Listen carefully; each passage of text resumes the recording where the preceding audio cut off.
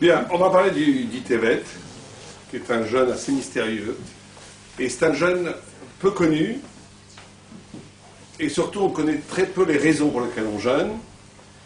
Et c'est un jeûne très très important parce qu'on va voir que même s'il tombait Shabbat, Tosfot nous dit, je rappelle que juste ce cours est Refouach Lema d'un ami qui s'appelle Chaim Yosef Ben Denis Sarah, qui est tombé malade, qui est Refouach Lema. Donc, c'est un jeûne très très très fort, dans la mesure où même si ce jeûne tombait pendant Shabbat, il ne tombe jamais Shabbat selon le calendrier juif, mais si il tombait Shabbat, il aurait la même dimension que Yom Kippour, ça veut dire qu'on jeûnerait pendant Shabbat. Vous savez que les autres jeûnes, même Tisha B'Av, la destruction du temple, s'il tombe Shabbat, il repoussait à dimanche. Mais le jeûne du 10 Tevet, de la Sarah de Tevet, lui, est tellement important que s'il tombait Shabbat, nous dit Tosfot, il repousserait Shabbat. Alors il faut essayer de comprendre l'importance, alors qu'on avait qu'au niveau purement historique, ça n'a pas l'air, la destruction du temple a l'air beaucoup plus dramatique, et les conséquences historiques, même pour le peuple juif, que le 10 Tevet. Alors qu'est-ce qui s'est passé, et quelles sont les raisons du jeûne? Alors on a une que tout le monde connaît, qui est que Nabuchodonosor, comment on dit en français?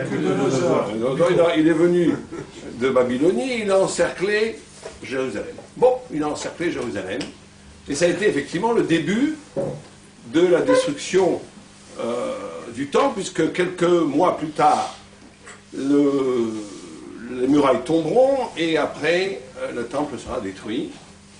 Et ça va être effectivement le premier exil d'Israël, et quelque chose de tout à fait singulier.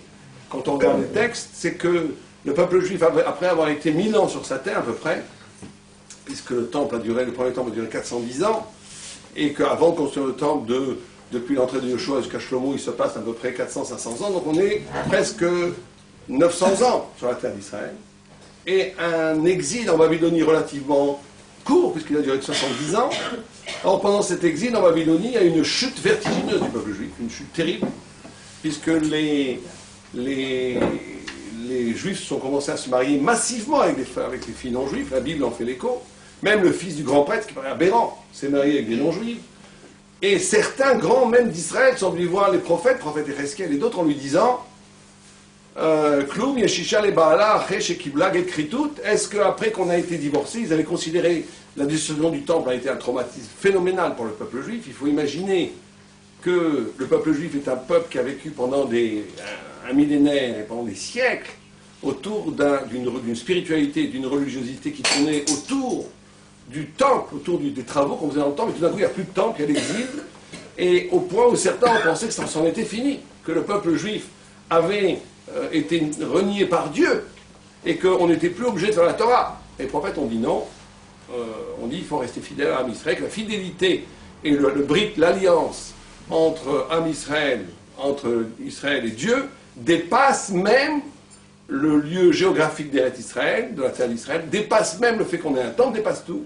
L'alliance entre nous et le peuple d'Israël est indéfectible. Mais il y a une chute terrible parce que ça a été vécu par le peuple juif comme une rupture de l'alliance. Il a fallu tout le génie des prophètes pour nous enseigner que non, que l'alliance se reconduisait d'une façon différente et que le lieu du temple, c'était nous-mêmes. Et ça, c'est l'événement que beaucoup de gens connaissent. Beaucoup de gens connaissent cette raison, mais en réalité, il y en a trois autres qui sont beaucoup plus cachées, dont une qui est tenue secrète pour des raisons presque politiques, on nous dira, donc ne les bruitez pas autour de vous quand vous sortez de cette salle. Il y a trois autres raisons. Il y a une première raison, c'est que le 8 Tevet, donc on est combien de Tevet aujourd'hui? Le 8. On est le 8, a été traduit pour la première fois la Torah en une langue étrangère par les Grecs.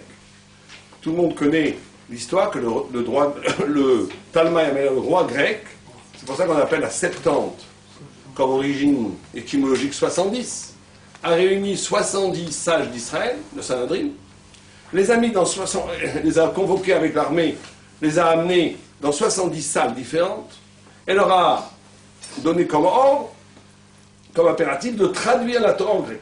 Parce que le savoir universel grec se devait de traduire la Torah, de savoir qu'est-ce que c'est que cette Torah. Il ne pouvait pas y avoir un savoir qui pouvait échapper au savoir universel grec. Donc la Torah a été traduite par 70 sages séparément pour qu'ils ne puissent pas se concerter et que ça soit sûrement une bonne traduction.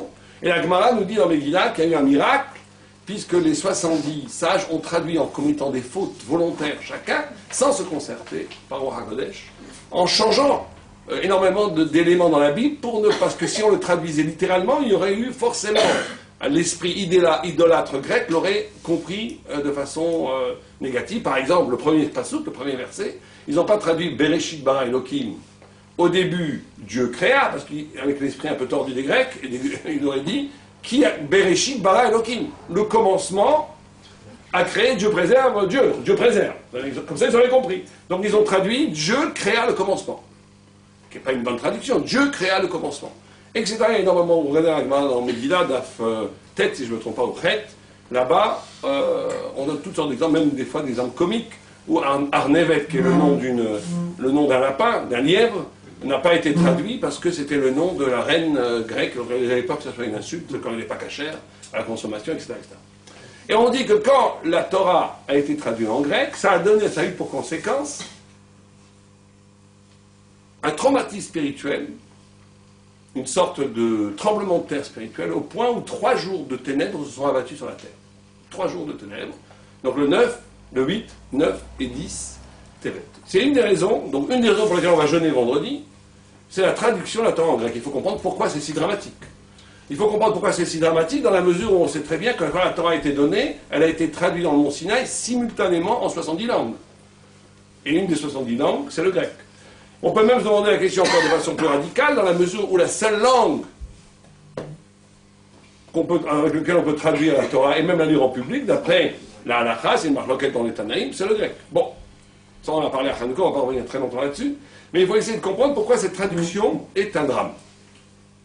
Donc il y a 2 choses. L'encerclement de Jérusalem par Nabuchodonosor. Deuxièmement, la traduction de la Torah en grec. Troisièmement, le 9 Tevet, le prophète Ezra, qui est le dernier prophète, est mort. Et là aussi, on jeûne pour la mort de la prophétie. La prophétie est morte, le 9 Tevet. Et il y a un autre événement qu'on cache, qui est caché, qui est secret, mais qui est récurrent dans les textes, surtout mystiques juifs. C'est aussi un jeûne par rapport à la naissance d'un de nos frères, un de nos cousins éloignés, qui était juif à la naissance, qui a donné naissance à la religion chrétienne. La naissance de ce qu'on appelle amicalement l'acrobate. Je ne veux pas dire l'acrobate, on va dire il marchait beau ou on dit ce qu'on veut.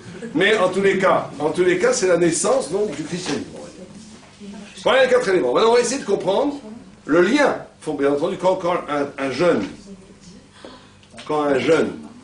est décrété pour 4 raisons comme celle-ci, elles ont un lien commun. Ces 4 raisons ont un lien fondamentalement commun.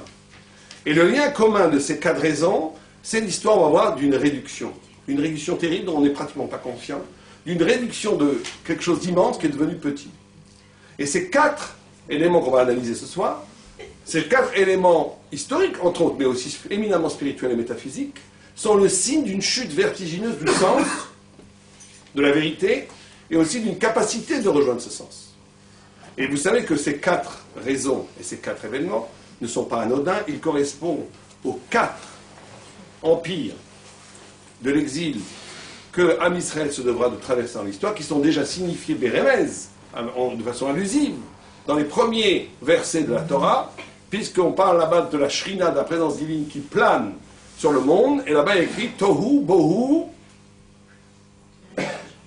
Chosher al-Pnei Atehom. Tohu, c'est Babel, Bohu, c'est la Perse, Chosher, Tohu, on pourrait le traduire l'étonnement, c'est Babel, Bohu, on pourrait appeler la confusion, le balagan en yiddish, c'est la Perse, Chosher, l'obscurité, c'est la Grèce, et Théom, l'abîme, c'est Rome, Édom, la civilisation occidentale, dans laquelle on traverse jusqu'à aujourd'hui. On l'appelle Théom, l'abîme, parce qu'on n'en voit pas le fond, on n'en voit pas la fin, et elle se présente comme l'absolu, elle se présente tellement de façon absolue que nous-mêmes avons du mal à envisager une vie, une civilisation après la civilisation que nous connaissons actuellement, qui est la civilisation occidentale.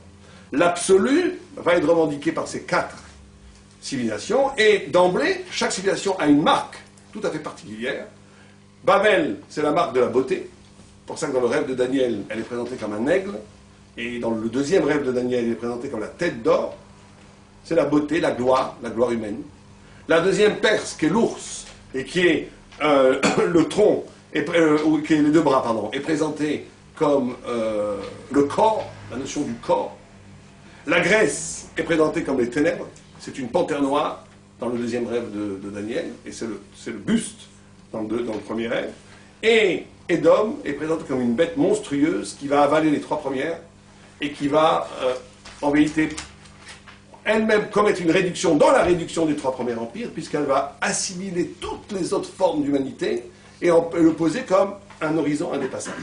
Et ces quatre événements qu'on a mentionnés correspondent chacun à un empire. La mort de Ezra correspond à l'empire perse. L'encerclement de Jérusalem correspond à Babylone, bien entendu. La traduction de la Torah en grec, bien entendu, correspond à la Grèce. Et la naissance du christianisme correspond à Édom. Donc, ça c'est l'introduction pour bien comprendre. Parce qu'on ne peut pas rien comprendre à ça avec Tevet si on ne comprend pas que ces quatre événements-là, entre et à la plate ici,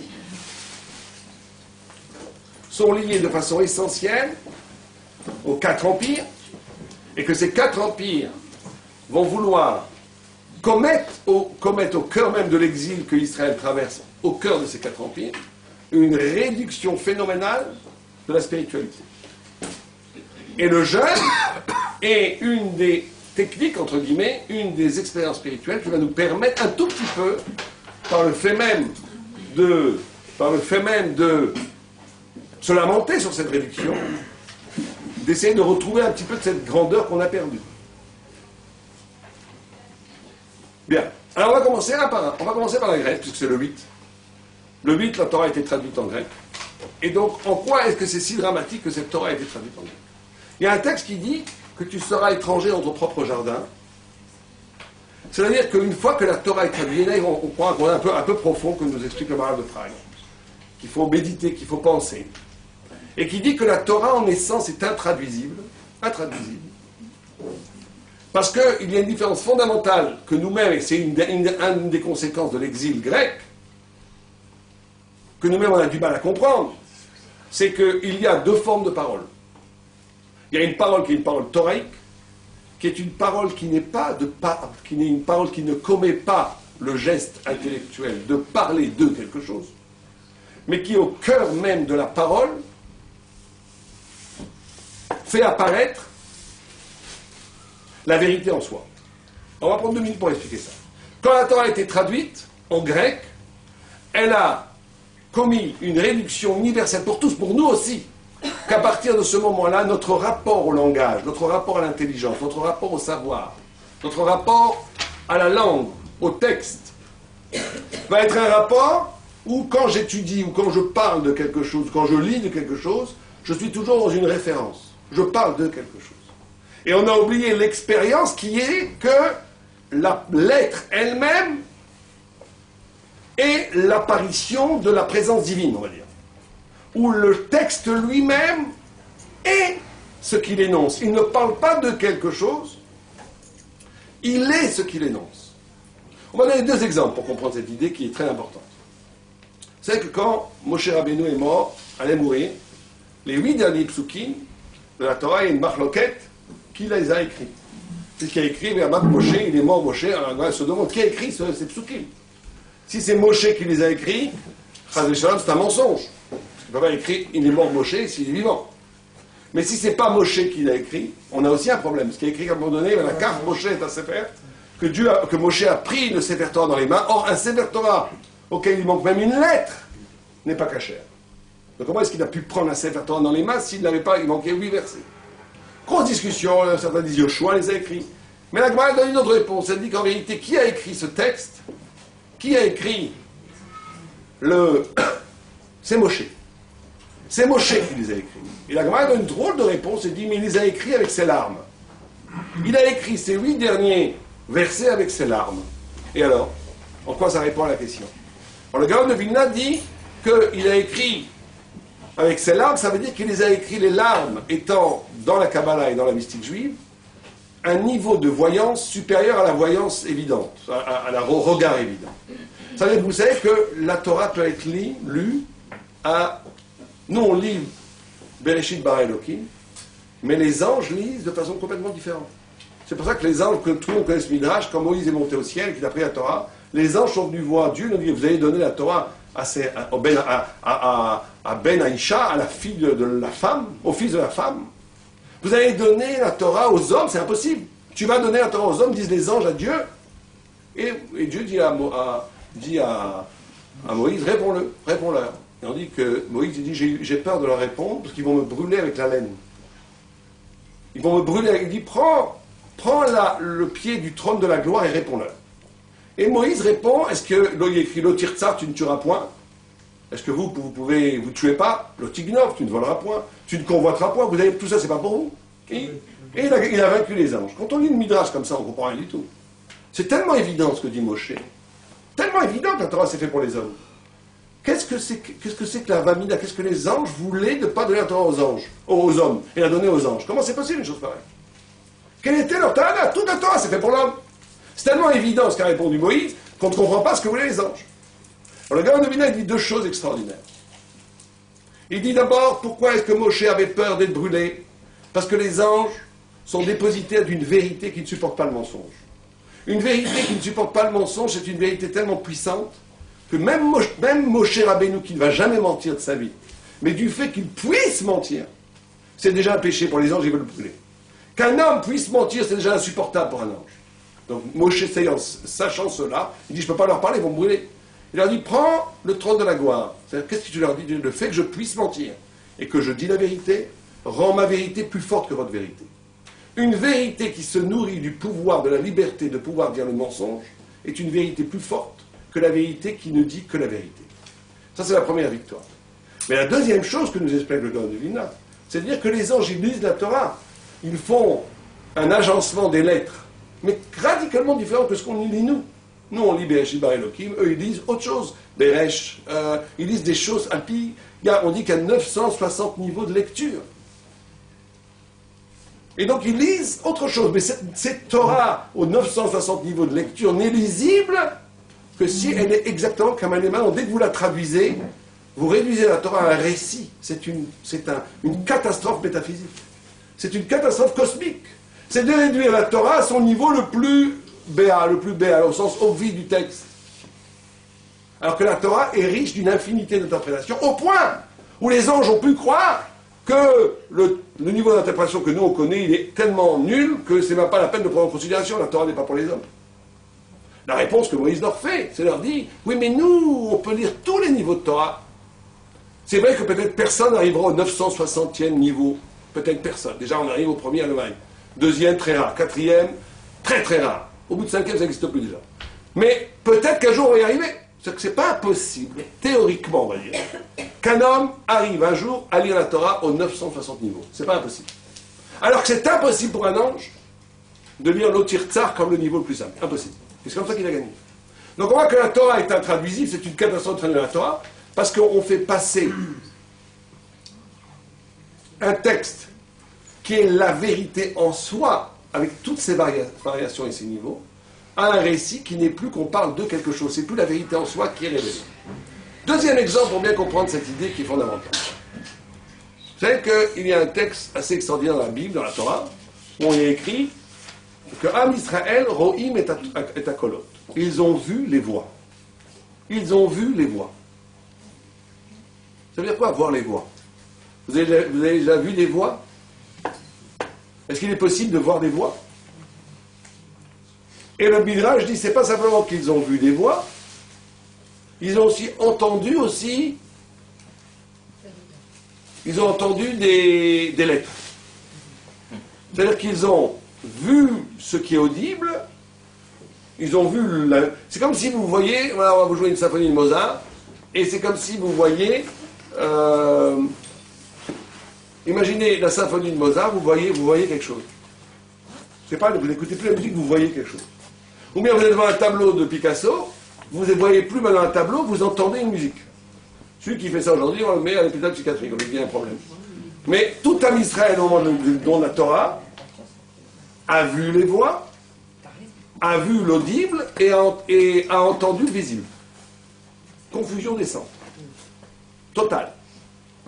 Et la Gemara se demande pourquoi, qu'est-ce qui s'est passé. Et la Gemara, elle dit une chose incroyable.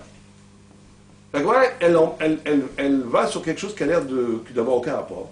Elle dit comment ça se fait, question qui a l'air complètement idiote, comment se fait-il qu'un sourd, on parle des voix donc on parle des sourds, et un aveugle, on parle de voir donc on parle d'aveugle, ne donne pas des enfants aveugles ou des enfants sourds? Comment elle pose cette question? La Gemara, elle répond Zera mais balbel Zera. La Gemara, elle dit la Zera, ça veut dire la semence, elle est mébalbel, elle mélange. Trop de Gemara. Et la Gemara, elle donne ça comme réponse à toutes les questions qu'on a. C'est quoi le pshat? Alors le Maral, il dit comme ça. Il dit que la question de la Gemara, c'est pourquoi un aveugle n'engendre pas un aveugle, pourquoi un malentendant n'engendre pas un malentendant. Et elle te répond, Mebalbel Zera, elle te dit, il y a quelque chose dans le pouvoir de donner la vie qui ne dépend en rien des manifestations de la vie. Le Zera, c'est l'origine vitale, ce qu'il y a originellement dans la vie. Ça n'a pas c'est plus fondamental que le regard, que l'écoute, que tout ce que vous voulez. C'est quelque chose qui porte en lui tout le potentiel de la vie. Vous savez d'ailleurs que c'est très extraordinaire parce qu'aujourd'hui la science moderne, l'embryologie et la biologie, découvrent ce que la Gemara a dit il y a des siècles, qui est que au niveau du fœtus, au début, vous savez qu'au niveau quand l'embryon naît, les cellules sont exactement les mêmes cellules. Sont les mêmes cellules. Et ces cellules, les cellules qui vont donner des yeux, les cellules qui vont donner des os, les cellules qui vont donner des cheveux, les cellules qui vont donner du cerveau ou de la peau, c'est les mêmes cellules. Et il y a ce qui s'appelle la division cellulaire, ou plus tard, une formation tout à fait miraculeuse, on ne sait pas comment ça marche, qui fait qu'à un moment donné, tout ça va former, sans en plus se repousser l'un à l'autre, ce qui est un miracle extraordinaire, qui a peut-être une explication scientifique qu'on découvrira dans un siècle, mais c'est pas important, c'est un miracle en soi. Et la Gemara va nous répondre par là que quand ils ont reçu la Torah, c'est ça, voir les voix. Voir les voix, écouter le visible et voir l'audible, c'est qu'ils ont accepté la Torah à un niveau d'existence qui était plus fondamental, plus important que le regard et la vue. C'est-à-dire qu'on peut voir quelque chose, entendre quelque chose, ça reste extérieur à moi. On peut écouter la Torah, très bien, c'est une idée qui me touche pas. On peut écouter un chidouche, on peut lire un texte, c'est quelque chose d'extérieur. Voir la Torah avec l'œil de la vie, avec qui fondamentalement me constitue avant tous les différentiels de perception, c'est recevoir la Torah à un niveau où je fais corps avec la Torah. C'est pour ça qu'à ce moment-là, la Gemara dit, ils sont devenus éternels. Quand tu reçois la Torah à ce niveau-là, tu fais corps avec la parole divine qui est elle-même éternelle, tu deviens toi-même éternel. Et donc la Torah en elle-même, si on peut recevoir la Torah avec l'œil de la vie, c'est que la Torah elle-même, c'est elle qui génère cette vie en essence. Donc on avait, avant la traduction de la Torah en grec, c'est la première réduction, un accès à la vérité en soi gravée dans les lettres. Après la traduction de la Torah en grec, et c'est une des raisons pour laquelle on va jeûner après-demain, c'est qu'on est condamné maintenant à accueillir une vérité et à être séparé d'elle et essayer de comprendre. On parle de la vérité. On tourne autour de la vérité. On commente la vérité. Mais on n'a plus un événement de vérité où apparaît la vérité en soi. Et ça, c'est le premier deuil. Le premier deuil du Aseret Tevet, c'est celui-là. Premier deuil. Deuxième deuil, on va assez rapidement parce que je vais arriver directement, le plus rapidement à Babel, à l'encerclement, à la destruction du temple. Le deuxième, qu'on a dit, c'est la mort d'Ezra. 9 Tevet. 9 Tevet, la mort de Ezra. Mort de Ezra, c'est la fin de la prophétie. C'est la fin de la prophétie. Il n'y a plus de prophète.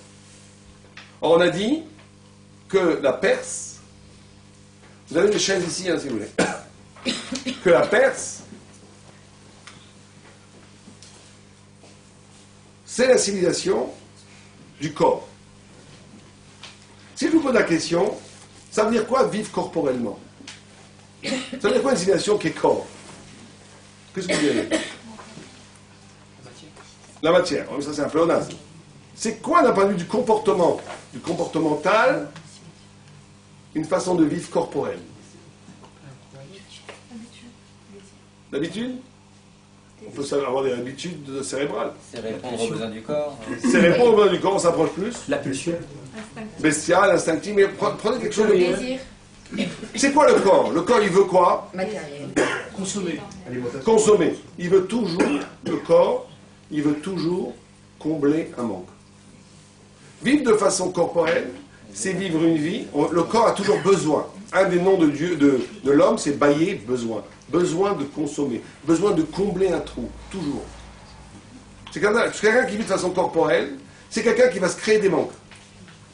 Et il va se créer des manques et après il va les combler toute sa vie. Avant, j'avais pas besoin de portable. Maintenant, j'oublie un portable à la maison, je fais 2 km pour aller le chercher. Avant, j'avais pas besoin de cigarettes. Maintenant, si j'ai pas ma cigarette, je me sens très mal. Et après, le grand truc, quand je fais la cigarette, c'est le bonheur. Je comble les trous. Il y a des gens, tout va bien dans leur couple, ils se créent des problèmes, ils s'engueulent à bon coup, un manque. Après, on fait la paix. Ah, c'est génial, on a fait la paix, on se retrouve, on est content. C'est-à-dire qu'on ne peut vivre, quand tout va bien, quand il n'y a pas de manque, il y a panique. Le corps panique. Il faut créer des manques. Et on crée des manques et on comble, on crée des manques et on comble. Ça, c'est une façon corporelle d'exister. C'est la Perse qui l'a inauguré. C'est pour ça qu'en Perse, on étudiera ça à Pourri, si Dieu veut, c'était une civilisation du corps de façon incroyable. On mettait des femmes 6 mois dans du lait. Mesdames, vous êtes des amatrices par rapport aux Perses. On mettait les femmes rester 6 mois dans des baignoires à lait. La Gemara nous dit pour que la peau soit incroyablement douce. Vous savez, il y avait des festins de 180 jours. Un Hachvérosh qui fait un festin de 100, je ne sais pas si vous imaginez ce que c'est un festin de 180 jours. Bon, on est dans une civilisation du corps absolu. Mais le corps absolu, c'est justement créer des manques et combler des manques. Créer des manques, créer. Et ça, c'est pour ça que c'est la mort de la prophétie. Deuxième exil. Parce que le prophète est celui qui est capable, et nous-mêmes, on est tous affectés par ces exils, est capable d'avoir une relation avec quelque chose qui n'a aucun rapport avec ses besoins et avec lui-même. C'est-à-dire que si quelqu'un ici, c'est difficile à dire, mais c'est ce que dit, je me permets de le dire puisque c'est ce que disent nos sages, si quelqu'un dans cette salle était capable, pendant quelques instants, de se dessaisir, d'un dessaisissement radical, de s'oublier totalement, de faire un acte absolument désintéressé, de faire quelque chose qui n'a aucun rapport avec le besoin de combler un manque, de faire quelque chose qui est de l'ordre de la pure générosité, du pur abandon, il écouterait, il serait capable de prophétie. Mais personne n'est plus capable de faire ça aujourd'hui, parce que la plupart des gens sont toujours dans un rapport nucléaire, un rapport d'ego, un rapport de besoin, un rapport de saisissement, de maîtrise, où cet abandon absolu n'existe plus. La Gemara a dit que ça existe un peu chez les enfants et chez les fous. La Gemara dit que les enfants et les fous sont capables un petit peu de prophétie parce que justement ils peuvent s'oublier complètement. Ils sont capables, un enfant sont extrêmement généreux. Un enfant est capable, véritablement par amour, par pur don, de faire des choses, de tout donner. Par pure pitié, ils sont capables de tout donner. Il y a des petits enfants très bons, pas tous, hein. Certains, quand ils voient un bon caractère, ils voient un pauvre dans la rue, ils disent à son papa, mais donne-lui la maison. T'en as 2. Pourquoi tu as une maison de campagne et une maison de campagne? Lui, il n'a pas de maison, donne-lui la maison. Le père, oui, bon, pas vraiment. Mais je comprends pas, c'est pas logique. Donne-lui la maison, lui, il n'a pas, toi, t'en as 3. C'est pas normal. Bon, ça, c'est un enfant. Et lui, il peut, comme il peut, et c'est vrai, il peut être capable un peu de prouver. Ça aussi, on l'a perdu. On l'a perdu, donc, deuxième exil. Troisième exil, c'est Babel. On va en parler un peu plus longtemps, parce que c'est quand même ça que les gens connaissent de Assar Bethel. Nabuchodonosor, est arrivé à encercler Jérusalem. Cet encerclement de Jérusalem, et on a dit Nabuchodonosor, c'est la situation de la beauté. Hein. On me suit, la Grèce, c'est les ténèbres parce qu'on en a parlé dans Hanouka, vous pouvez écouter, vous étiez là, je pense, beaucoup d'entre vous étaient là à Hanouka, c'est les ténèbres parce que c'est la réduction, encore une fois, de la vérité à partir du subjectif, la fin, une capacité d'écouter, la fin totale d'une capacité d'appréhender la vérité en dehors de soi, ce qui ne fait plus référence à moi n'a plus de sens, ça c'est la Grèce, c'est toute la pensée scientifique, philosophique, tout. La pensée scientifique, c'est ce qui n'est pas expérimental, ce qui ne passe pas par les références de l'humain, n'existe pas. C'est des contes, ça ne vaut rien. Et la philosophie aussi ne fait qu'une chose, elle ne cherche qu'une seule chose. La philosophie, depuis le début, c'est la pensée autonome, ça veut dire comment à partir, le statut de la vérité peut être assumé par le sujet philosophe. Bon, c'est pas notre sujet, mais c'est la réduction de la vérité à partir d'une évidence palpable de l'expérience humaine. Et donc la fin d'une capacité d'écouter une parole de l'altérité radicale qui serait divine. Rocher, ténèbres, exil. C'est la Grèce. La Perse, on a dit, c'est le corps. Babel, c'est l'exil de la beauté. Alors là, il faut s'arrêter 2 minutes. La beauté. On ne sait pas ce que c'est Babel. Babel était une civilisation qui a porté au plus haut, comme les Grecs ont porté au plus haut la pensée autonome, la coupure de la transcendance. C'est pour ça que les Grecs ne pouvaient pas imaginer, c'était même pour eux une aberration d'imaginer que le monde avait un début. C'était impossible. Ce qui est terrible dans la Grèce, c'est qu'ils ont apporté cette notion du monde kadmon, du monde qui n'a pas de début. Parce que dès que vous mettez un début, ça va très mal pour eux. Il ne peut pas avoir de début. Le monde est là avant tout. Bon. Et Babel, la tête d'or, l'aigle, la poésie, la beauté, portée à un niveau qu'on ne peut même pas imaginer. Les 7 jardins suspendus de Babylonie, tout était fait pour la gloire et la beauté humaine. Tout. Bon, et pourquoi c'est mal? Alors il faut s'arrêter 2 minutes sur cet exil de la beauté. Vous savez que la beauté, dans la Torah, surtout dans la Gemara, il y a des textes incroyablement contradictoires. Incroyablement contradictoires. Il y avait une fille, la fille de César, qui discutait Torah, philosophie, enfin ce que vous voulez, avec Rabbi Yoshua, qui était près de la Malchoute. Karov la Malchoute était près du royaume de César. Et elle était très intelligente, puisque certaines fois, la Gemara lui donne raison, même contre les Tanaïm. La Gemara, des fois, donne raison à César, à Antonin, et des fois à sa fille, contre Rabbi Yehuda Hanassi. Vous imaginez, on ne parle pas de petit bonhomme, on parle de bonhomme. Il y a 2 fois dans la Gemara, par exemple, la Gemara donne raison à Antonin contre Rabbi Yehuda Hanassi. Ou à la Haï comme Antonin, tu vois. Ouais, 2 fois. Une fois où, bon, c'est pas après le cours, ceux qui sont intéressés, je leur donnerai les sources. Mais la fille de César, elle dit, elle était peut-être fille de César, princesse, mais elle n'était pas très polie. Elle dit à Rabbi Yoshua, je ne comprends pas. Chochma mefoeret, begouf kazé mechoa. Un corps, une intelligence tellement somptueuse comme la tienne, dans un corps si moche, si laid. Rabbi Yoshua était très laid. Mais laid. Très laid. Et il lui dit, comment ça se fait qu'une intelligence pareille soit un corps si laid? Lui, c'est un rabbi, il ne s'offusque pas, il ne se vexe pas. Il lui dit, où est-ce que ton père met le vin? Alors, elle dit comme tout le monde. À l'époque, ce n'était pas des tonneaux de bois, c'était des cruches en argile. Dans les cruches de Jerez, d'argile. Elle dit, mais un roi comme toi, le roi, c'est honteux. Même le paysan, il met son vin dans une cruche d'argile. Alors, il dit, où est-ce qu'il faut les mettre? Dans l'or, dans l'argent. Et elle fait ça, elle le met dans l'or et dans l'argent. Quelques semaines passent, l'empereur romain se fait servir par les chansons, par le sommelier du vin, et bien entendu, le vin a tourné, il se met dans une fureur noire, et les chansons, et comme ça, il sait que sa tête est en jeu. Il dit au maître, majesté, souverain, votre Altesse, c'est pas du tout moi, c'est votre fille. Et la fille arrive, il dit, qu'est-ce que t'as pris? Il dit, c'est pas moi, c'est Rabbi Yoshua. Il faut convaincre Rabbi Yoshua. Rabbi Yoshua, il dit, non, je voulais lui donner une bonne leçon. Je voulais lui apprendre que quand la couverture, quand l'extérieur est beau, ça fait tourner l'intérieur. Quand on est beau, on devient idiot à l'intérieur. Bon. Alors, ça, à la fille qui ne se démonte pas, la fille du César qui ne se démonte pas, et qui dit, mais chez vous, vous avez des rabbis très beaux. Vous savez que Rabbi Yochanan, on dit qu'il était magnifique, il était tellement beau, qu'il se mettait, aujourd'hui, imaginez qu'un rabbi fait ça, on l'excommunie, il se mettait devant les mikvés le soir, pour que les femmes qui sortaient du mikvé le voient comme il était beau et qu'elle ait des beaux enfants. Vous connaissez on connaissait le psychosomatique déjà à l'époque. Il se mettait devant, et les femmes, comme il est beau, et hop, vous avez des beaux enfants. Donc, et les Talmudim me disaient, pour toi, ça te fait rien de voir toutes ces femmes qui sortent, et pour moi, c'est comme des oies blanches, ça me fait rien. Bon, ça c'est moins sympathique pour les femmes, mais c'est comme ça qu'ils disent. Et donc, Agma, elle dit, pour comprendre la beauté de Rabbi Yochanan, ceux qui veulent comprendre la beauté de Rabbi Yochanan, il doit mettre une rose dans un gobelet d'argent. Regardez la belle idée politique, il faudrait se faire ça pour Shabbat. Vous prenez une rose dans un gobelet d'argent, vous le mettez sur la fenêtre quand au coucher du soleil, on aura un petit peu l'idée de la beauté de Rabbi Yochanan. Bon, en tous les cas, elle dit ça. Vous avez eu des rabbis très bons. Et il lui répond, lui, s'ils avaient été moches ces rabbis beaux, ils auraient été plus intelligents. Bon, donc l'intelligence m'embête. Il faut comprendre pourquoi. D'un autre côté, la beauté m'embête. D'un autre côté, il y a des textes qui disent exactement le contraire. Puisqu'on voit que Rabbi Yochanan, même Rabbi Yochanan, est allé voir son grand ami Rabbi Elazar, qui était malade. Il était dans une chambre très sombre. Il est entré, on ne voyait rien. Il a ouvert sa manche. Et c'était tellement kadosh que son bras éclairait. Il n'avait pas besoin à l'époque de torche. Il suffisait de retrousser la manche, son bras éclairait toute la chambre. Et il a vu que Rabbi Elazar pleurait. Il pleurait. Il a dit, pourquoi tu pleures? Est-ce que tu pleures parce que tu n'as pas étudié cette Torah? Tu sais que c'est pas important, il faut étudier juste ce que tu peux étudier. Si tu as fait ce que tu as pu, c'est très bien. Il a dit, non, je pleure pas, ça, je sais très bien que la Torah, c'est pas une question de résultat. La Torah, c'est l'investissement, la soif de l'infini, la soif du savoir.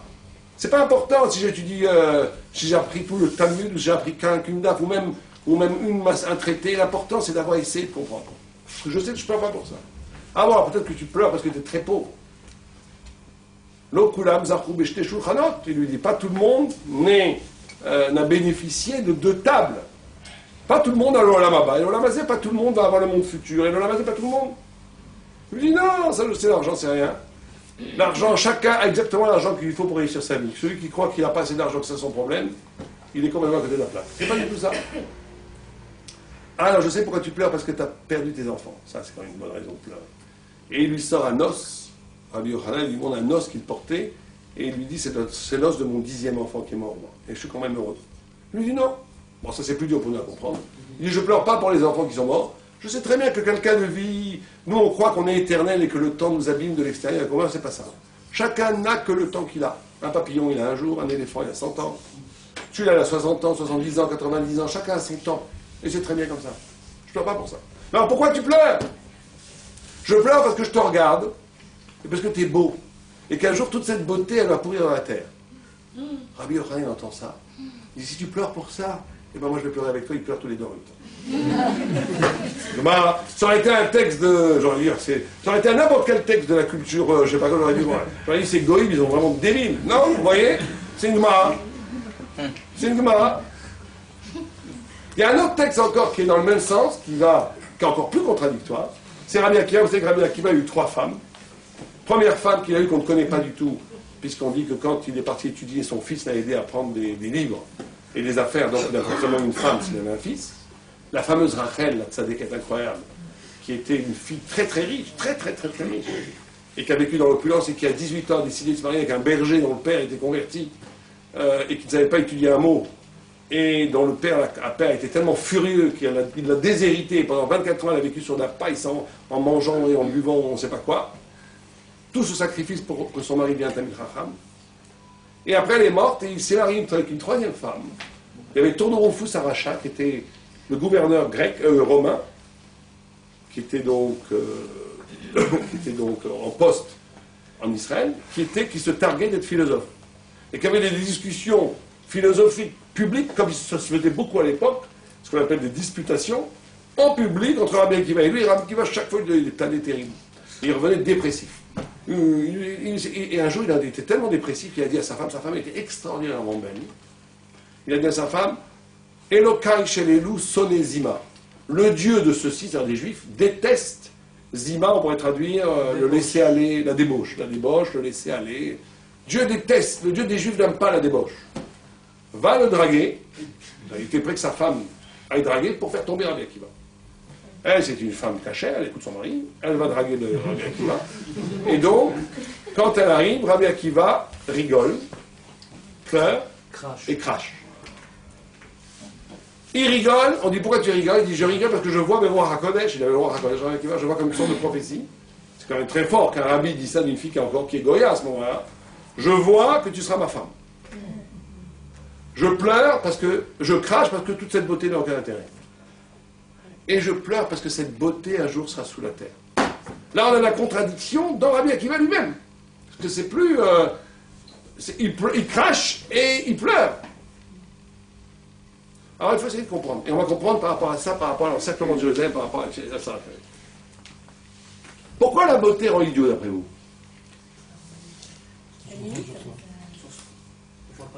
Il faut se poser la question inverse.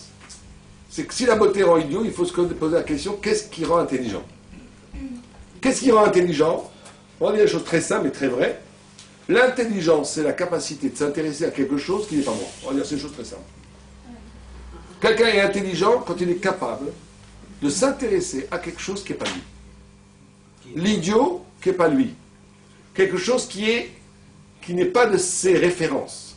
Il est intéressé, interpellé à s'ouvrir à des horizons du sensé qu'il ne connaissait pas. Un prix Nobel de physique qui ne s'intéresse qu'à la physique, pour la Gemara, c'est un idiot total.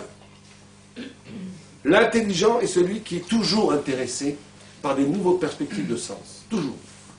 Et on voit, c'est quoi l'image bêta, l'image cliché de l'idiot, c'est le paysan, il s'intéresse qu'à sa vache, vous lui faites écouter de la musique, il croit que c'est du bruit, vous lui faites lire un livre, vous lui dites, je n'ai pas que ça à faire, bon. Je me rappelle une fois, j'ai étudié avec quelqu'un, j'ai essayé de ramener en Tchouva, parce que j'essayais d'intéresser au judaïsme, tout simplement.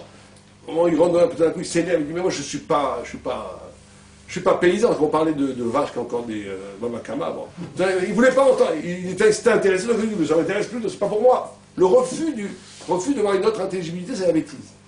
Or, la beauté a ce problème, c'est qu'elle fait un mouvement centripète où tu vas vers toi-même. Quand tu es beau, tout le monde te regarde, tu penses qu'à toi, tu es tout le temps replié sur toi-même, et donc tu es coupé du pouvoir. C'est une force, bien entendu, comme il a dit lui-même, comme elle a dit elle-même, Sarah, la fille de Pharaon, vous avez des rabbis très beaux et très intelligents, parce qu'ils ont dépassé ça. Mais c'est une épreuve. L'être beau va avoir du mal à être intelligent, parce que naturellement, il va être tourné vers lui-même, et l'idiotie, c'est ça.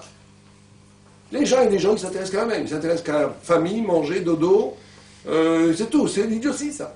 Quand tu n'es pas capable de t'intéresser à autre chose que la vie quotidienne, c'est l'idiotie. Qu'à toi-même, c'est l'idiotie.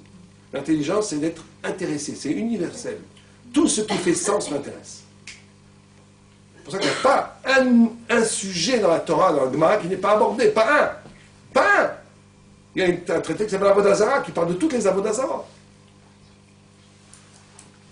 Oh, ça c'est le côté négatif de la beauté. Côté positif de la beauté, pourquoi est-ce qu'il pleurait? Puisque Rabbi Elazar pleurait, et Rabbi Yochanan pleurait. Il ne pleure pas sur la mort des enfants. Il ne pleure pas sur le fait qu'on n'a pas d'argent. Il ne pleure pas sur qu'on n'étudie pas assez la Torah. Mais il pleure sur une beauté qui va pourrir dans la terre. Comment c'est possible? Qu'est-ce qu'il y a dans la beauté qui est extraordinaire? Alors le Maharal de Prague, il dit la chose suivante, il dit que vous savez que d'après la halakha, quand vous avez un objet de mitzvah à acheter, vous devez rajouter un tiers pour ajouter de l'argent pour que ça soit beau. Imaginez que vous avez un étrog à 300 €, je ne sais pas, il faut mettre 400 €. Vous avez les tefilines à 600 €, vous rajoutez un tiers, 800 € pour qu'il soit beau. La halakha, c'est que jusqu'à un tiers, on doit rajouter pour que ça soit beau. Et le Maharal de Prague, il pose cette question tout le temps un peu comme ça, c'est la façon du Maharal qui est extraordinaire de poser des questions comme ça. Il dit, pourquoi un tiers? Pourquoi pas un demi? Pourquoi pas un quart? Pourquoi un tiers? Et il répond, vous savez que dans l'homme est structuré, il y a 5 niveaux d'âme. On ne va pas parler des 2 plus hauts, qui sont des niveaux qu'on n'a absolument pas accès.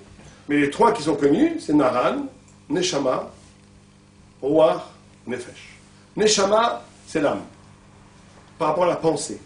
C'est l'éternité de l'homme. Ruach, c'est la parole, c'est ce qui dans l'homme est sa personnalité. Nous sommes Ruach. La façon dont un homme parle, vous savez qui il est. Nefesh, c'est le niveau de la spiritualité physique qui fait que tu vis, l'énergie spirituelle, qui est par rapport à l'acte. Donc on a le Nefesh, l'énergie primitive, qui fait l'énergie spirituelle qui fait que tu vis, qui est par rapport à l'acte. Il y a Ruach, qui est plus haut, qui est par rapport à la parole, et un Neshama, qui est par rapport à la pensée, qui est beaucoup plus que l'éternité. Ça s'appelle Naran. C'est 3 niveaux dans l'homme. Il y a des gens qui sont plus Nefesh, des gens par exemple, qui ne sont pas très intéressés par tous les choses intellectuelles, qui n'aiment pas parler, qui aiment que faire.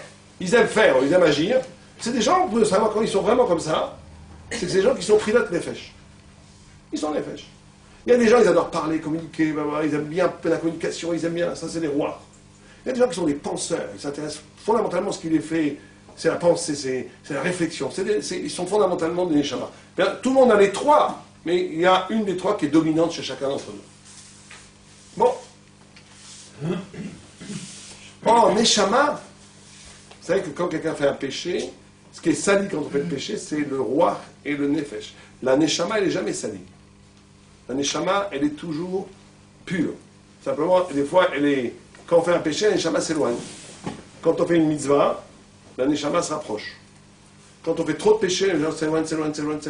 Au point où le Harizal, quand il voyait des gens, des fois il disait, celui-là, il disait au Shamash, celui-là ne le compte pas dans le minyan. il n'a plus de neshama. Il n'a plus de neshama. Ou bien, à contrario, un tzaddik, il a le visage. Vous savez que c'est pour ça, c'est une des raisons pour lesquelles on ne se couvre pas le visage. C'est parce que le visage, c'est l'expression, c'est le reflet de l'âme. Et l'âme, elle est parfaite. Toute la raison pour laquelle on se couvre, la tsniout, c'est parce qu'on est imparfait. Le corps est imparfait, donc on se cache. Mais l'âme, le visage est parfait parce qu'il est le reflet de l'âme. Et l'âme, c'est le point de soudure, de jointure, de conjonction entre l'âme et le corps. C'est pour ça qu'il y a des thèses qui font un peu peur, qui disent qu'après la mort, au monde futur, il n'y a plus que des visages. Les visages des tzadikim, ils sont blancs resplendissants, les visages des racham, ils sont noirs et terrifiants. Bon. Mais en tous les cas, un tzadik, il a un visage qui resplendit. Moi, j'avais connu un de mes rabbes, Zecher Tzadik Lebra, qui s'appelait Rav Rachamim Naouri, je ne sais pas si vous l'avez connu, qui avait un visage, je m'en souviens encore, j'avais 15-16 ans quand j'étais avec lui, il avait un visage qui resplendissait. C'était un de mes premiers maîtres en Gemara. Il avait un visage resplendissant. Rav Shteman en Israël, il y a beaucoup de raves comme ça. Et alors que le Racha, il est arrivé à un visage gris, parce que l'âme est tellement loin qu'il n'y a plus rien sur le visage. Il n'y a plus d'étincelles pratiquement, il n'y a plus d'étincelles. Bien, en tous les cas, pourquoi je vous dis ça? Parce que le Maran dit que la beauté, c'est par rapport à quel des trois? Un tiers, c'est pour ça que c'est un tiers de l'argent qu'il faut donner pour une belle mitzvah, parce que c'est par rapport à laquelle des trois? Par rapport à l'âme, déjà le plus haut. Le plus haut. Et le Maran explique pourquoi. Parce qu'il y a quelque chose dans la beauté qui est fondamental, qui est que la beauté, elle ne sert à rien. La beauté renvoie à la dimension de l'homme non utilitaire, non alimentaire. C'est pas consommable, c'est une pure émotion. C'est une pure quelque chose qui ne sert à rien. La beauté pure, un beau coucher de soleil, ça ne sert à rien. Et c'est bien que ça ne sert à rien parce que ça montre une dimension de la révélation divine. Un animal ne va jamais s'extasier sur la beauté, jamais. Vous n'allez jamais voir une baleine s'extasier sur un coucher de soleil, jamais. Vous n'allez jamais voir un chien qui, devant un très magnifique tableau de Monet, va commencer à avoir les yeux ébahis, jamais. Il va être indifférent à la beauté. Sauf s'il y a un chat dans les tableaux. Non, même. Essayez, vous allez voir, même. Et si c'est ça, c'est pas par attrait à la beauté, ça sera par mimétisme. La beauté a cette qualité extraordinaire d'arracher l'homme à la condition du besoin, à l'animalité. Donc c'est les deux en même temps. Et ce qu'a fait Babel, et on revient à Babel, ce qu'a fait Babel, vous savez que toute la destruction du temple, là il faut bien comprendre ça, on va prendre 5 minutes pour comprendre ça. Il y a combien de jours, quand on fait toute cette période de la destruction du temple, entre Yud Zayin Tammuz et Tisha B'Av, il y a combien de jours? Quelqu'un sait, il y a combien de jours? Entre Yud Zayin Tammuz et Tisha B'Av, il y a combien de jours? Si tu comptes tous les jours, 22. C'est par rapport à quoi 22, quelqu'un sait? Quel est le chiffre 22 à la Torah, c'est quoi? 22 lettres. Et le Maral, il voit un signe que la destruction du temple, c'est avant tout la destruction du sens, des lettres. Chorban Adat. Vous savez qu'il y a quelque chose d'extraordinaire quand vous regardez. Vous avez vu Echa, le livre de la lamentation. Ouvrez le livre en hébreu, vous allez voir quelque chose d'extraordinaire. Vous avez combien de chapitres dans Echa? Combien? Non. 5 chapitres. 5 chapitres par rapport aux 5 livres de la Torah.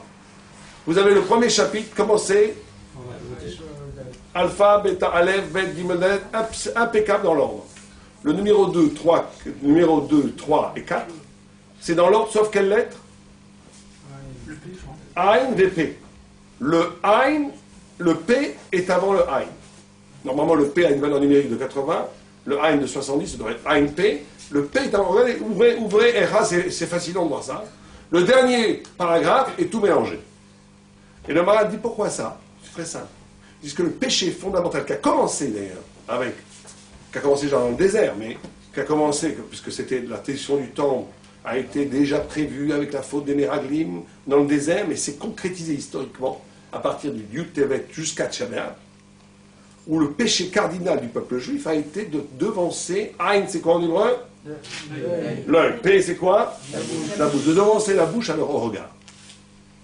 Ça veut dire quoi devancer la bouche au regard? Vous savez que le monde a été créé, comme on a dit, Tohu, Bohu, Yetzira. Tohu, Bohu, Yetzira.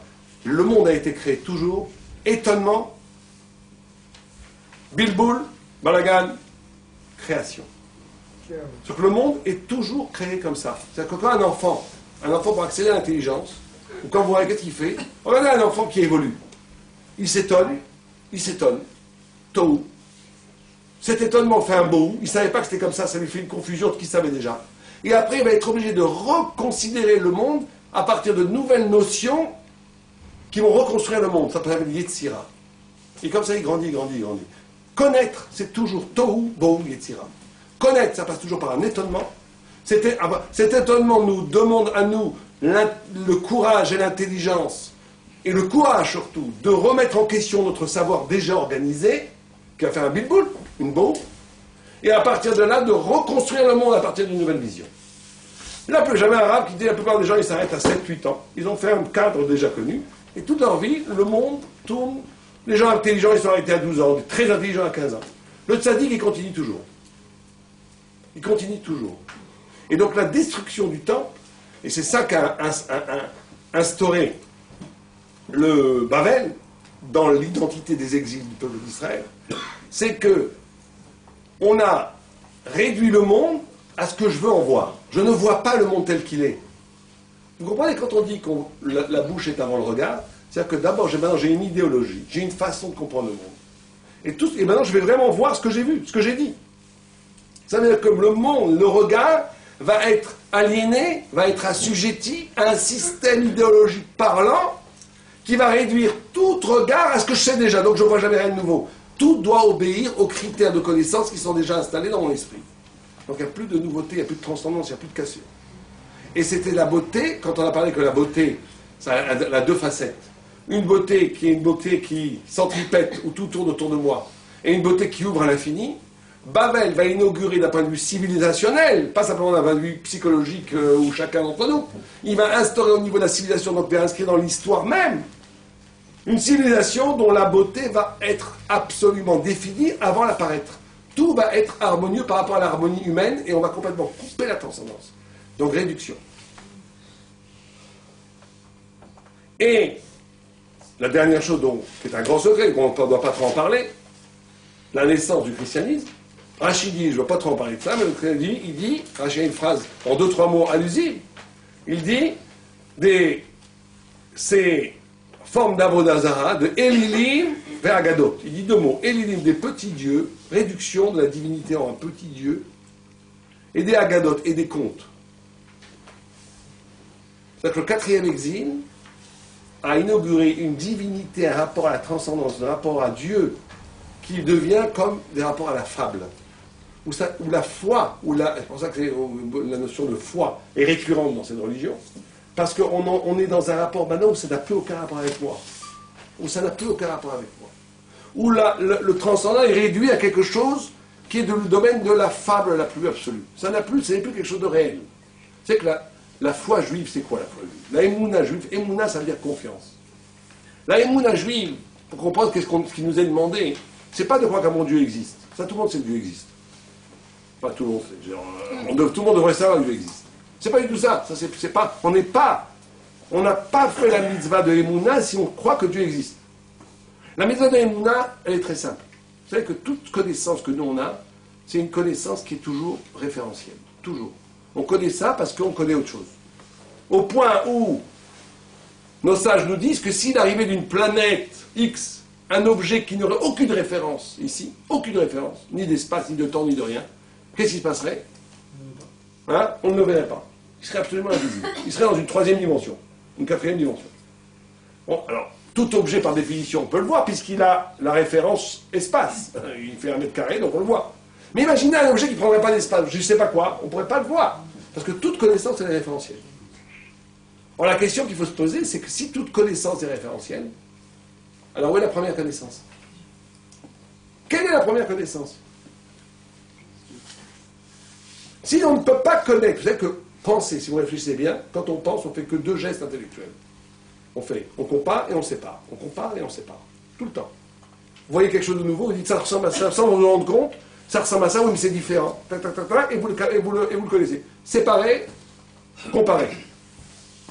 La séparation, le paradis, ça dit une phrase magnifique. Il dit, c'est 2 gestes intellectuels qui sont en acte de connaître, de comparer. Chiffre qu'il appelle dimion et chilouk. Il dit, le dimion amène du mépris et le chilouk amène du kavod. Quand vous dites, quand les gens ont, pourtant il y a des gens qui ont une attitude intellectuelle de toujours tout comparer, mais en réalité ça amène à la fin du zilzoul, ça amène quand on dit zilzoul, du mépris. Du mépris. Parce qu'à la fin on va dire, oui, vous savez, dans toutes les religions il y a ça, et dans toutes les civilisations. Quand on mélange tout, ça amène du mépris. Ce qui donne du kavod, dit le Barad Yitzhak, c'est le chilouk. De montrer ce qui est absolument spécifique, irréductible. Absolument, et ça, et l'esprit doit faire les deux. Il doit montrer comment étudier, c'est toujours comparer, montrer le Talmid Chacham, plus les grands Talmid Chacham, c'est ce que fait la Gemara, c'est cette capacité de mettre en accord deux choses qui ont l'air de n'avoir aucun rapport, et de montrer que tout a un rapport, puisque tout est créé par Dieu, un rapport. Plus quelqu'un va être intelligent, plus il va faire ces deux mouvements, vont être radicalement forts. La possibilité de montrer deux choses qui n'ont aucun rapport, qu'elles ont un lien, et deux choses qui ont l'air exactement les mêmes, qui sont différentes. C'est ça le Chacham. Mais en tous les cas, on a posé la question que si toute connaissance passe par ces deux mouvements, où est la première connaissance? Et le Paradis il dit la première connaissance, c'est qui? C'est toi-même. Toi-même. Toi-même, tu n'as pas besoin de référence. Toi-même, tu sais que tu existes en soi. Tu n'as pas besoin qu'on te prouve que tu existes. Tu existes. C'est l'évidence de toi-même. Or, la croyance en Hachem pour la Torah, la foi que nous on doit avoir en Hachem, c'est que si tu crois à Hachem, c'est pour ça que nous on est contre tous ces séminaires qui montrent que la Torah est vraie, que Dieu existe, tout ça c'est bien, mais bon, c'est pas pour le Ben Torah mythique. Parce qu'on n'a pas besoin de ça. Est-ce que tu as besoin d'un séminaire pour savoir que tu existes? Non. Et bien de la même façon que tu as une évidence que tu existes, tu dois avoir une évidence au cœur de toi-même que Dieu existe. Parce que tu te vois apparaître à toi-même comme un éclat de la divinité elle-même. C'est ça la Emouna qui nous a demandé. Qu'une évidence tellement forte que j'existe, c'est une évidence égale que Dieu existe. Vous comprenez? C'est ça la foi qui nous a demandé. Tant qu'on n'est pas arrivé à ce niveau d'évidence, on n'est pas encore yotse de la mitzvah de Emouna. On n'est pas yotse de la mitzvah de Emouna. Or, le christianisme, pour ne pas le nommer, a instauré dans le monde un rapport à la foi complètement saugrenu, qui est complètement séparé de l'homme, où tout comme Rachid le dit de façon extraordinaire, allusif, il ne va pas avoir les problèmes dans le pays chrétien, il dit « Elilim », des petits dieux, on a fait un petit dieu en bois, pas mal comme ça, on peut transporter où on veut, et Agadot. Il n'y a pas de critique plus radicale du christianisme que ces deux petits mots anodins dans Rachid. Agadot, des fables, ça veut dire quelque chose, c'est des fables. Des mythes, ouais, des mythes. Des fables, quelque chose qui ne parle pas. C'est pas lié à la vérité intrinsèque de mon existence, de l'intrigue intime de mon existence. Et donc, ça c'est les quatre, on a dit les quatre empires, les quatre exils, ont le point commun d'une réduction. Les quatre ont commis une réduction drastique, terrible, une chute vertigineuse.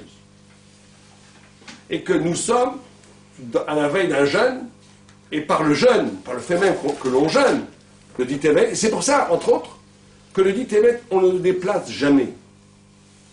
Au point où Tosfot dit que si le dit Tevet tombait Shabbat, on jeûnerait Shabbat. Et là, ça tombe vendredi, on va jeûner un peu Shabbat. Puisqu'on ne pourra pas manger avant le Kiddush, vendredi soir. Pourquoi? Parce que comme il est à l'origine, il porte en lui l'origine de tous les exils. C'est le début. Comme il porte en lui l'origine de tous les exils, de toutes les destructions, toutes les réductions, c'est pas quelque chose qui est à la source, on ne peut pas le déplacer. Il reste, il est indéracinable. Ça n'aurait pas de sens de le déplacer. Parce que c'est la source de tout. Quelque chose qui est un effet, tu peux le bouger. Quelque chose qui est la source, tu ne bouges pas une source. On ne peut pas le bouger, on ne peut pas le déplacer. Interdit. Même si c'était Shabbat, on devrait jeûner. Il y a une nechama dans tout ça, c'est que comme ce jeûne débouche sur Shabbat, c'est quand même un bon signe, puisque vous savez que la Torah, c'est ça qui est extraordinaire dans la Torah. Yaakov, l'étymologie du mot Yaakov, c'est Yud Kov. Yud, c'est futur. Kov, c'est pourriture, mort. Le juif est celui qui donne le futur à ce qui est donné pour mort. Toujours. Sans vouloir rentrer dans la polémique, on a toujours annoncé la mort du peuple juif, on a toujours annoncé la mort du judaïsme, et il y a toujours une renaissance incroyable. Tout le temps, on a cru à un moment donné que l'assimilation, c'était fini la Torah. On a cru que le marxisme, le communisme, c'était fini la Torah. Après, hop, et ça renaissait. Une certaine forme de sionisme laïque. Ben Gurion disait, oui, on peut laisser les religieux pas faire l'armée parce qu'il y en a 700, et de toute façon, ça sera des antiquités. Dans 10-15 ans, tout ça, ça n'existera plus. C'est la modernité, le patriotisme. Aujourd'hui, il y a 2 millions de personnes. Bah, on Hachem, donc c'est comme ça. Parce que si le peuple est fasciné de Tolstoï et d'autres, Jean-Paul Sartre aussi, c'est comment justement, on a un peuple qui n'obéit absolument pas aux critères socio-historiques, qui échappe complètement à tous ces critères. Parce qu'ils sont liés à cette dimension juive, à Dieu, qu'on est capable de changer la malédiction en exultation, la bénédiction en bénédiction. On est capable de le faire. Le peuple juif a toujours fait ça. À la fin, la destruction du temple, on a cru que c'était la fin des haricots. Tout le monde nous a produit avant. Comment voulez-vous qu'un peuple qui a perdu son autonomie géographique, dispersé dans le monde, un peuple qui n'a plus la langue, un peuple qui n'a plus de pouvoir politique, un peuple qui n'a plus rien, qui n'a plus le temple, c'est fini le temple. Et bien le génie de la Torah, transmis au Chachamim, aux sages d'Israël, a permis de renaître des cendres. Et Am Israël renaît toujours des cendres.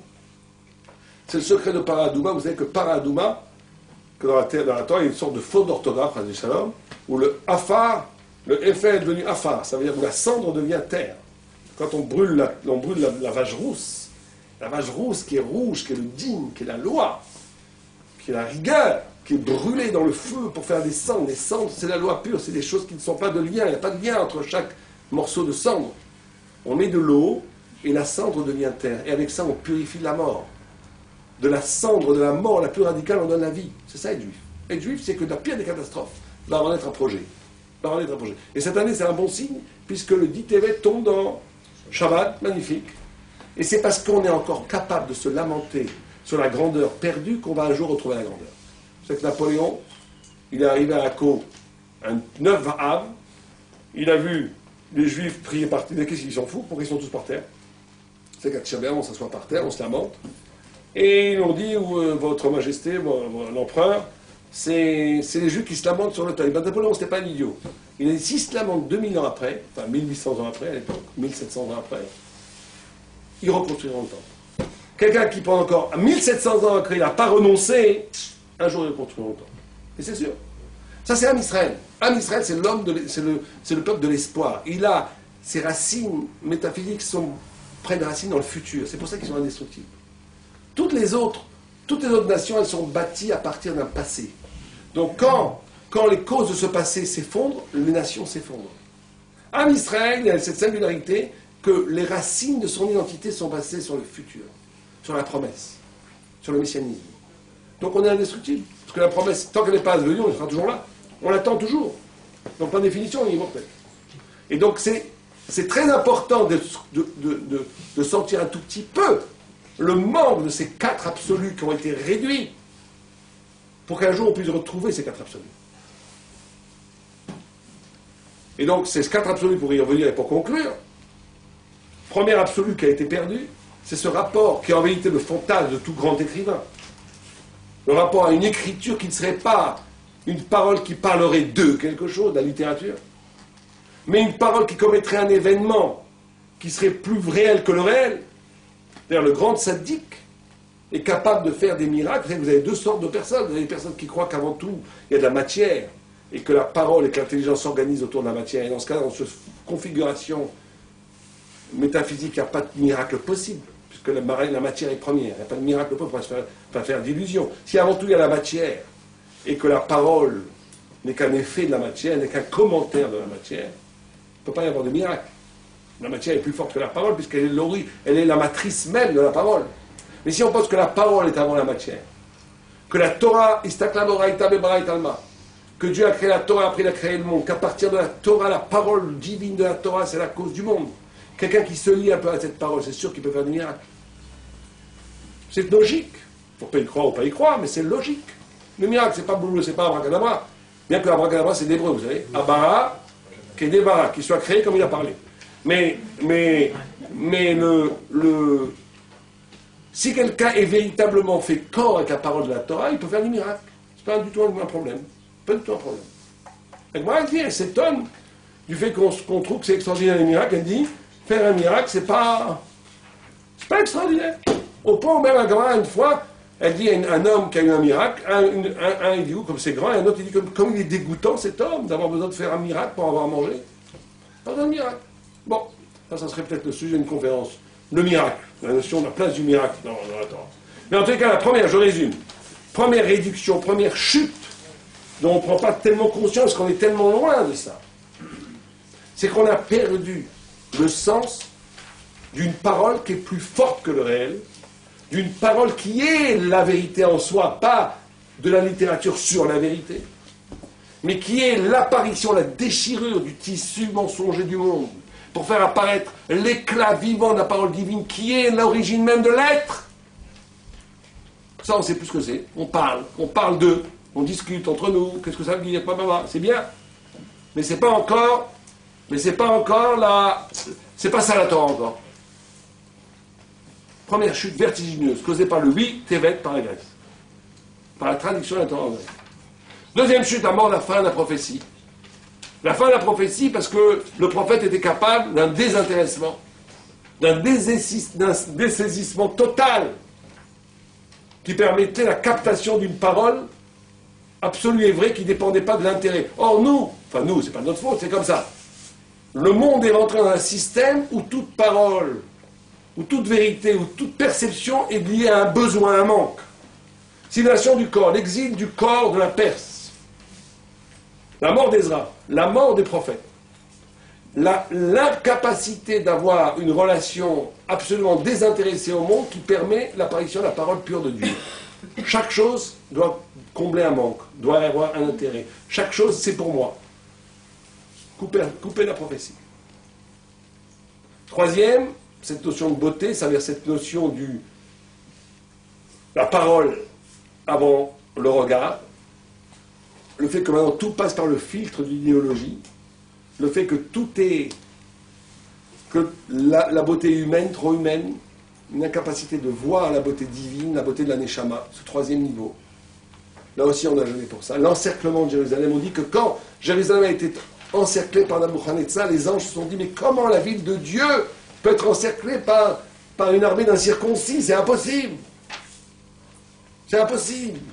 Comment la maison de Dieu peut être saccagée par des incirconcis? C'est impossible. Impossible. Au point, je vous dis que ça a été un traumatisme tellement que des Juifs sont mariés avec des goyotes, et des goyim aussi. Ils se sont dit, c'est pas possible. La maison de Dieu qui a été ravagée par des gens incirconcis, c'est impossible. Pourquoi Dieu ne les a pas brûlés sur le champ? Donc réduction terrible, retrait de la Shrina. Jérusalem, la ville de Akadosh Baruch Hu, qui est encerclée. C'est pas possible.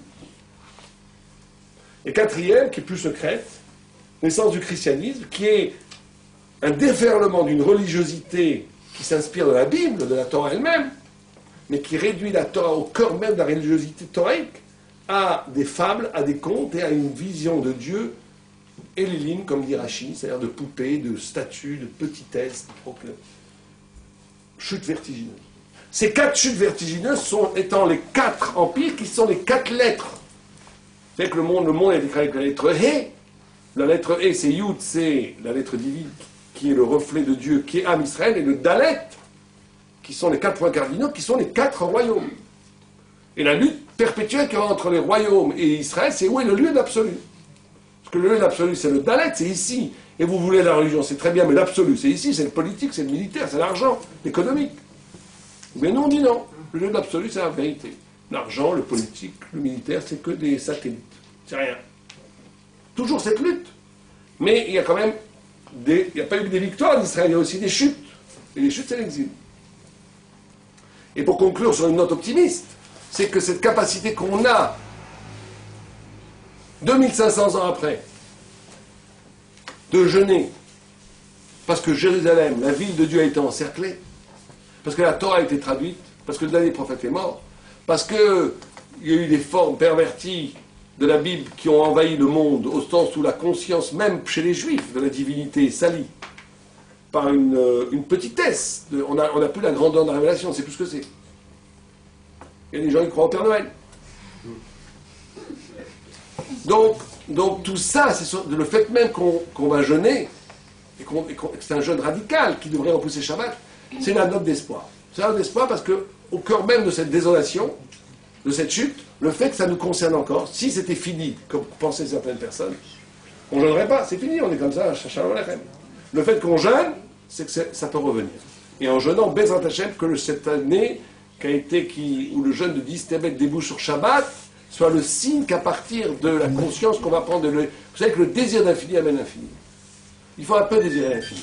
Si Am Israël se met à désirer la grandeur inscrite dans la Torah, alors la grandeur aussi bien personnelle pour chacun de devenir Tzadik Tamid Chacham, la grandeur nationale pour Am Israël, de redevenir... Aujourd'hui en Israël, les gens ils vous disent on est très fort, on fait des plus belles vaches du monde, on fait des ordinateurs, c'est très bien. Une fois j'ai eu une discussion, un débat à la radio avec je ne sais plus qui c'est, un intellectuel israélien, il me parlait du high-tech, je disais très bien tout ça, mais on est la gloire des nations pas parce qu'on fait des ordinateurs, parce qu'on porte le sens du monde. En Israël aujourd'hui il y a quand même un gros problème, c'est que la Torah qui devrait être la gloire de Am Israël, parce que c'est elle qui a modifié le monde. Vous enlevez la Torah de l'histoire de l'humanité, et on aurait une humanité radicalement différente. Vous enlevez Confucius, vous enlevez les Chinois de l'humanité, qui sont pourtant 1,5 milliard de personnes, l'humanité ne serait pas radicalement différente. Vous enlevez les Juifs, il n'y aurait pas du tout la même humanité. Imaginez une humanité sans l'islam, sans le christianisme, sans le Freud, sans Marx, ce serait une humanité radicalement différente. Le peuple juif a apporté au monde la lumière qui a été après chamboulée, pervertie, il a renversé, révolutionné la conscience humaine. Qu'aujourd'hui, certaines voix en Israël montrent que les poules dans les kibboutz c'est ça la gloire. C'est quand même une réduction terrible. J'ai rien contre les poules ni les tomates, c'est très bien. Mais on ne peut pas dire que ça ne peut pas être ça la gloire d'Israël. Donc il faut un peu se réveiller, aussi bien d'un point de vue individuel, que chacun doit espérer de devenir un peu plus grand. Rejoindre cette génie. Am Israël s'appelle Am Gadol, Am Tikva, le peuple de l'espoir, le peuple de la grandeur. Et que nationalement, qu'il y a un réveil Bezrat Hashem national, que nous-mêmes, on doit avant tout commettre en nous-mêmes. De retrouver ces grandeurs perdues qui ont échoué dans les exils et qui, Baor Hashem, Bezrat Hashem aussi, parce que maintenant on est en Eretz Israël et qu'une nouvelle grandeur peut renaître en Eretz Israël. Quand le peuple juif est sur sa terre, il peut se produire des événements qui ne peuvent pas se produire que quand le peuple est en exil. Donc à partir de ces événements-là, Bezrat Hashem, on retrouve la grandeur d'Israël et la grandeur de la Torah. On va prendre 3-4 minutes pour des questions. Ma question est, est-ce qu'il est plus facile pour vous de faire une teshuva hors Israël, donc en Galoute, plutôt que sur la terre d'Israël? Et ça m'amène à une deuxième question, le problème identitaire. Vous venez d'évoquer le problème identitaire en Israël. Il est vrai que 6 millions de juifs en Israël, c'est pas 6 millions de religieux. Donc il y a un problème identitaire sur la terre d'Israël. Donc le problème, il a fait 2 questions, mais l'une est rattachée à la seconde. Alors là, ça serait voilà. On est parti pour 1 heure, mais je vous les réponds en 2 minutes, en 1 minute. Il n'est pas plus facile de faire tchouva en Israël qu'en Israël. Il dirait le contraire. Il est plus facile de faire tchouva en Israël, où l'intensité spirituelle Baruch Hashem qu'en Israël, qu'on ne retrouve pas en France ou aux États-Unis. Ceci dit, sur la notion d'identité, c'est tout le problème fondamental. J'étais hier, ou avant-hier, je ne sais plus, à Jussieu, où j'ai fait une conférence sur la laïcité et la Torah, et où j'expliquais que la laïcité en France était quelque chose à la limite pas mal pour les juifs. Puisque la laïcité, c'est le fait que je n'ai pas à choisir entre la loi et la foi, le fait qu'il y a des espaces libres de religion qui permettent aux juifs de créer leur propre espace symbolique toraïque, protégé, et ne pas être embêtés par les textes, etc., etc. Mais quand on arrive en Eretz Israël, on est pris nous-mêmes dans des contradictions énormes. Parce que vous savez que les laïcs en Israël disent que c'est un État juif démocratique. Déjà ça va pas ensemble. Juif et démocratique. Si tu es juif, imaginez qu'en France on dit que vous êtes un pays chrétien et démocratique. Et nous, on n'est pas une partie de la population. Donc il y a des contradictions énormes. Le juif laïque se repose sur la Torah pour justifier un retour en Israël, en parlant d'un État juif, tout en ne voulant pas assumer le poids de la halakha et la dimension irréductible de la Torah, qui n'est pas juste une culture et une religion. D'un autre côté, les religieux les plus antisionistes, soi-disant, profitent d'un système et d'un État qui leur permet de vivre et leur permet de croître, et Baruch Hashem, la Torah, grâce à l'État sioniste, qu'on soit sioniste ou antisioniste, ça ne change rien, a explosé en Israël, a grandi dans un coin. Donc chacun vit dans une contradiction énorme, parce que il y a cette tension entre la vérité et l'histoire. Et c'est l'essence même de la galoute. L'essence même de la galoute, vous savez que la galoute dans la Torah, l'exil, c'est que vous avez la vérité, vous avez l'être, on va appeler ça l'être, si on prend un petit mot un peu savant, vous avez l'apparaître, qui est l'histoire. Plus il y a d'écart entre la vérité et l'histoire, plus on est dans la galoute. C'est ça l'exil. Plus il y a une rencontre entre l'histoire et la vérité, plus on est dans un moment messianique. C'est pour ça que le Rav Kook a cru à un moment donné que le sionisme était l'événement messianique, puisque c'était à un moment donné la vérité, la promesse messianique et l'histoire qu'ils rencontraient. Certains ont dit non, bon, c'est la grande discussion. Donc c'est pas du tout ça, on ne va pas traiter ça en 1 minute, mais de façon très rapide, il faut pour répondre à votre question, il faut avant tout penser les contradictions. il y a des contradictions énormes, des tensions énormes. C'est qu'il n'a pas encore eu lieu véritablement le débat religieux par religion en Israël, parce qu'il est occulté par le débat arabe, la guerre arabo-israélienne. Et tant mieux, parce que sinon ça serait peut-être presque une guerre civile, on n'est peut-être pas prêt pour cette discussion. Mais un jour elle aura lieu. Merci. Il y a d'autres questions? Oui. Je me lève parce que sinon je ne vous vois pas. Oui, pas de problème. Et d'abord, je voulais vous féliciter pour ces choses magnifiques que vous avez dites. Évidemment, c'était passionnant. Mais vous avez oublié quelque chose que je voudrais quand même ajouter. C'est que vous savez qu'il y a beaucoup de morts dans la Shoah et on ne sait pas quand ils sont morts. Donc il y a beaucoup de yortzeit, d'anniversaires de morts inconnus par des gens qui ne savent pas quel jour leurs parents sont morts.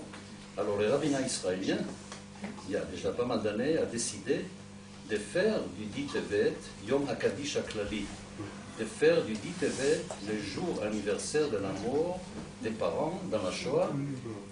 Donc on ne sait pas le jour de la mort. Et je pensais à quelque chose par rapport à ce que vous avez dit, que la réponse à la mort, c'est la vie. Le Kaddish étant une prière de vie. C'est extrêmement important de marquer la Shoah par le Kaddish en disant qu'on ne va pas se laisser abattre par ça, mais qu'il y a une parole qui est une parole.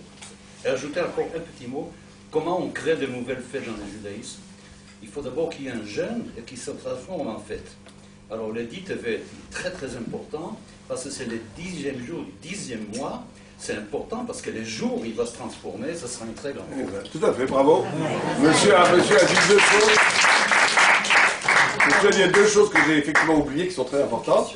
Qu'il y a cette notion du Kaddish là, et il y a aussi, effectivement, on dit dans les Nevi'im que ces 4 jours-là, les 4 jours des 4 jeûnes qui sont le Yud Zayin Tammuz, Tisha B'Av, Asar B'Av et Gimel Tishri, de sorte de Gélias, se retournera en fait. Très très bien, oui, vous avez raison. Oui. Pour illustrer ce que vous avez dit de magnifique à la fin, la note d'optimisme par rapport à tous ces malheurs, à l'époque du Second Temple, quand un juif faisait une erreur, à l'époque c'était la lumière, donc c'était une tache noire sur cette lumière, c'est ce qu'on voit le mieux. De la même façon, Hachem en fait nous a volontairement exilés pour que dans l'obscurité on fasse rejaillir la lumière, parce que c'est ce qu'on voit le mieux dans l'obscurité. Donc voilà, donc c'était par rapport à ça. Donc dans un sens c'est vrai qu'on est en exil, mais d'un autre côté c'est aussi le but du peuple juif. Donc, on peut l'applaudir aussi, c'est pas mal. Mais je vois qu'il n'y a pas qu'un conférencier ce soir, il y en a plus d'un. Ouais. C'est quoi les deux à la fois qui vont comme Antonin? Ah bah ça c'est pas vraiment de la route, il y a une discussion quand est-ce que le Yatzera apparaît. Et le Yatzera apparaît et Rabbi Yehuda pensait que c'était à la conception et Antonin dit c'est impossible sinon il tuerait la mère.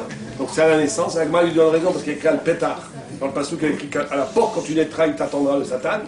Et donc Antonin a eu raison. Et la deuxième, quand est-ce que l'âme elle rentre quand est-ce que l'âme rentre dans le corps? Rabbi Yehuda pensait à la naissance, Antonin pensait s'il n'y avait pas d'âme, la viande à l'intérieur pourrirait. Et la Torah lui donne raison que l'âme arrive le 40e jour. Ça veut dire qu'Esav ne voulait pas sortir pour faire Abodazara. Si, il voulait faire. Si le Yetzera. Non, mais c'est pas justement, ça c'est une question qu'on pose, c'est pas du Yatzera physique, c'est ça, c'est inscrit dans l'essence même de ce qu'il est. Une autre question, c'est bien, c'est bon, alors bon jeûne et bon Shabbat après.